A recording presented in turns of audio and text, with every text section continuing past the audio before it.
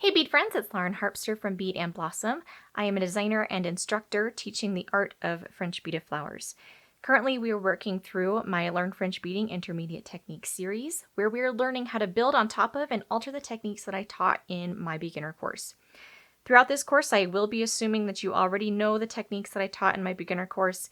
If you do not, I will have a link in the description where you can find that playlist.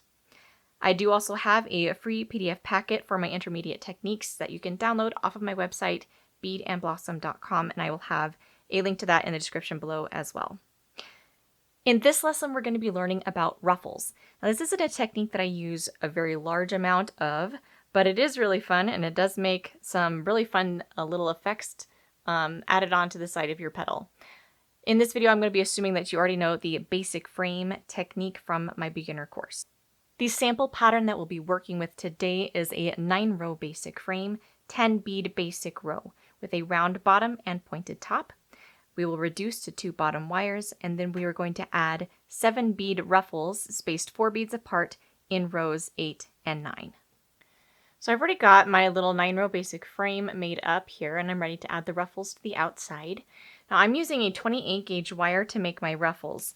I tend to do this when I have a lot of ruffles to make because the thinner wire will fit between the beads a little bit better. It'll show a little bit less, and you'll have less instances of needing to break beads than if you used a thicker wire, which will take up more space between your beads, and you'll see what I mean here in just a minute. Now, if you only have a few ruffles that you're making around the outside perimeter of your petal, then you can just use the working wire that's already attached to your petal. Just don't clip it off, and you can continue on making ruffles using that. Now, I'm also going to recommend that you have some little pliers handy because you may need to break some beads, and I usually do that with these little needle nose pliers. All right, so for ruffles, I'm going to be cutting a 28 gauge wire off of my spool, and my notes say about 1.5 feet. I'm going to cut a little bit extra just because whenever a pattern tells you how much wire to cut, you should always cut extra. So I've got my little 28 gauge wire cut off my spool. I'm going to run my fingers along it, pinch it, and kind of try and smooth out my wire so I don't have any coils. Smoothing out your wire before you work makes it much easier to manage and work with. Now I'm going to be attaching this little 28 gauge wire to my petal. And basically I do that just by laying a little tail of it against the bottom wire of my petal. And then I'm going to wrap a couple times. And I like to make my ruffles the same direction that I made my rows. And I usually wrap clockwise around a basic frame. So I want my little ruffle wire to start on the left side. And we'll make our ruffles starting on the left side. All right. Now, next step is to actually move my little ruffle wire into position. And I'm going to do that by going between these 2 outer rows of beads. See, I've got a little kink there. Watch your wire while you're working and pulling things through to make sure you don't form a kink. And if you see one, stop and fix it before you move on. I'm going to pull this wire all the way through, and I'm going to settle it between that first bead, right in front of that first bead. So I'm going to move it over, pull it up. It's not wanting to cooperate.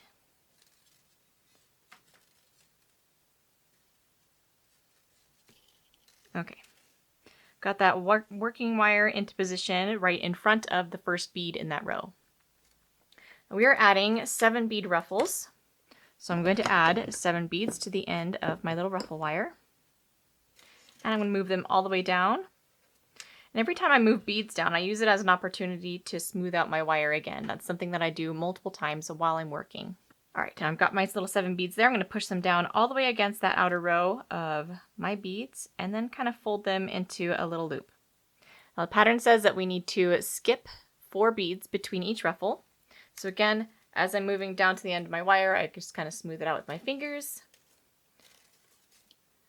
Grab that end, and then I'm going to insert it between those last 2 rows of beads. And pull it all the way through. Watch the wire as you're pulling it through so you don't form any kinks. And then we're going to settle that little wire right between the 4th and 5th bead. And then just pull the wire over to the side to secure that first little ruffle. And then we're going to do that again.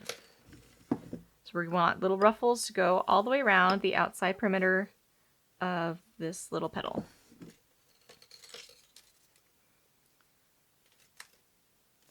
Form my wire into a little loop that's pointing back to my work. I want it to be a straight loop that's not twisting on itself. So I've got, I don't know if you're going to be able to see the whole wire here, but I form it into a little loop. That makes it a little bit easier to control. And I usually use my little thumbnail to mark the spot, that 4 bead count. I'm just going to pull it through. I've got a kink forming, so I'm going to stop and fix that. And then continue pulling my wire through. And again, settle that little wire right between that, after that 4th bead.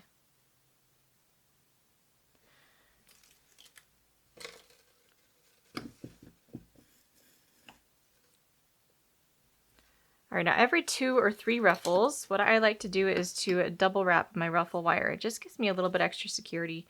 Now you may not want to do this. That's kind of a personal choice, but every 3 or 4 ruffles I like to double wrap. Now there's something else happening right now that I'm going to talk about in just a minute, but I'm going to double wrap first.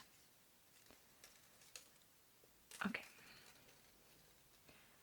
All right, now, as you can see, my little row, my little outer row of beads is expanding outward and pushing away from my petal. This happens because there's only so much space between beads for these little ruffle wires to take up. And as you're adding more ruffles, it kind of pushes your rows outward so they kind of heave beyond their bounds a little bit. And eventually you'll get to a point where it's so tight that you cannot get that ruffle wire between beads. So what I do in this situation is I take my little pliers and I bust a bead on the outside of my row. Now, another option that you could do is to preemptively leave off a couple beads in your outer rows. That is what I usually do, but just for the demo, I wanted to show just a couple of different methods here. So I'm going to take my little pliers and I'm going to very carefully squeeze just the edge of the bead to break one of the beads, and I'm going to break one of these big ones. All right, and that'll give me some extra slack in my row so I have more room for my ruffle wires. And then I'm going to continue around. All right, now I'm at the top of my petal here, and I've got 2 beads left in this row.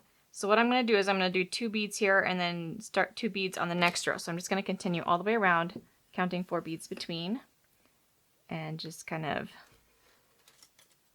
letting my rows continue on to the next one when there's enough space.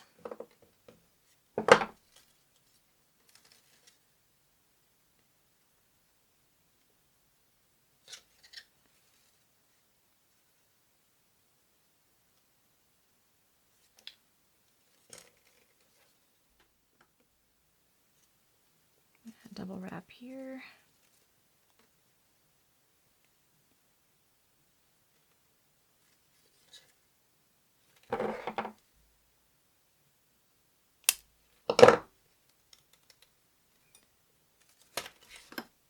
Be careful when you're breaking those beads because bead dust does fly everywhere. That's why I usually just leave beads off of the end of my rows so I have extra wire slack built in to my rows. Now the reason why some of you may not want to leave off beads is because you don't always know exactly how much space you're going to need in your rows. So there is a pros and cons to both of those methods there. All right, now as I'm getting towards the end of my row, I'm going to count ahead to see if I have a multiple of 4, because I needed to space my ruffles 4 beads apart. So I'm going to check and see if I have a multiple of 4, and if not, I may need to adjust the spacing between. And then I also want to check and see, well, do I need to break a bead? Maybe that will solve the problem for me. Now I've actually got 9 beads left in my row, so I'm going to have one ruffle that has a 5 bead space and one that has a 4 bead space. So you can adjust it a little bit as needed to fit your row of beads, because we're not always going to have the exact same number of beads in each row from one person to the next, or even from one petal to the next.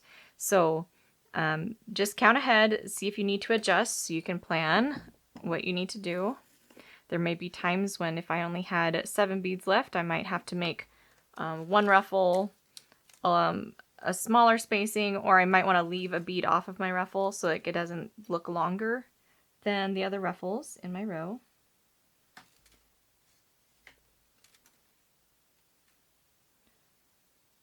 All right, I do think I am going to break one of these beads. It's a little bit tight. Hopefully I won't regret that.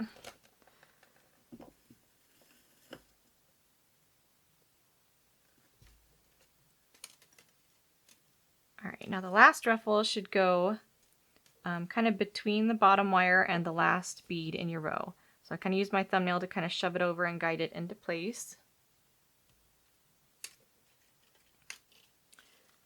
All right, now to end, got all this bead dust everywhere now. Okay, now to end and tie off this little ruffle wire, we're actually going to just wrap it a couple times around the bottom wire of our petal. And then we can cut it off. All right, so I made up another little example here of a different type of ruffle, just to show you that there is a lot that you can do with this technique, a lot of different effects that you can do. All right, so that is the basics of ruffling. In my next video, I'm actually going to be teaching you another method for making ruffles that I've developed called Ruffle-as-you-go.